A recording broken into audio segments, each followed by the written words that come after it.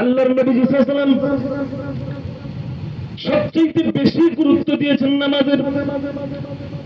তিনি নামাজের ব্যাপারে বলেছেন, একটা মানুষ যদি কোনো কারণে রোজা না করতে পারে, কোনো কারণে অন্যান্য হজ না করতে পারে, ইবাদত না করতে পারে, তবুও তাকে মুসলমান বলা চলবে। কিন্তু নামাজ যদি না পড়ে, লোকের কাছে আব্দুর রাজ্জাক, আব্দুর রউফ নামে যতই ডাকুক না কেন, মানুষের কাছে মুসলমান থাকলেও আল্লাহর খাতায় মুসলমান হবে না। আল্লাহর খাতায় মুসলমান না। বহুত কড়া হুকুম। আপনি কেন পারতেছেন না? আল্লাহ পাক বলে, ইয়া আইয়ুহাল ইনসান মা গররাকা বিরাব্বিকাল কারীম। সৃষ্টি তো আমি আল্লাহ করলাম, তোমাকে কে ধোঁকায় ফেলে দিল? কেন তোমরা আল্লাহকে সিজদা দিতে চাও না? কাজেই প্রিয় ভাইরা, নামাজ না থাকলে জাহান্নামে যেতে হবে, বাঁচাতে পারবে না কেউ। এরপরে যারা নামাজ আদায় করবে, নেক আমলগুলো করবে, তাদের সম্পর্কে রব্বুল আলামিন বলছেন, ওয়াল্লাযীনা আমানু ওয়া আমিলুস সালিহাতি লা নুকাল্লিফু নাফসান ইল্লা বুসআহা। আর যারা নেক কাজ করবে, ঈমান আনবে, নেক কাজ করবে, উলাইকা আসহাবুল জান্নাহ, এরাই জান্নাতের অধিবাসী হবে। সেখানে তারা চিরস্থায়ী ভাবে থেকে যাবে। দুনিয়ার জীবনে সফলতা আপনি যাই পান, এটাই কোনো সফলতা না। কয়েকদিন পরই মরা লাগবেই। মরা যখন লাগবে, আল্লাহর কাছ থেকে আপনি পালিয়ে গিয়ে কোথায় যাবেন?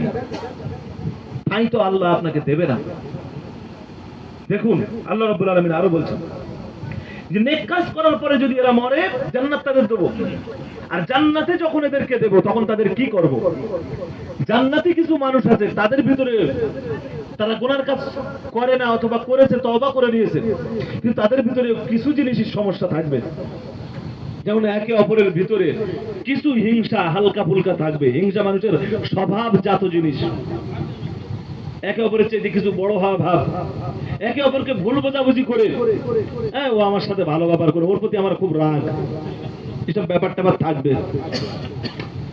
ওরা যখন জান্নাতে যাবে, জান্নাতি মানুষ আর একটা জান্নাতি মানুষের ভিতরে কিছুটা হলেও এরকম কিছু থাকবে, মানে ভুল বোঝাবুঝি দিয়ে একে অপরের উপরে রাগ করেছিল।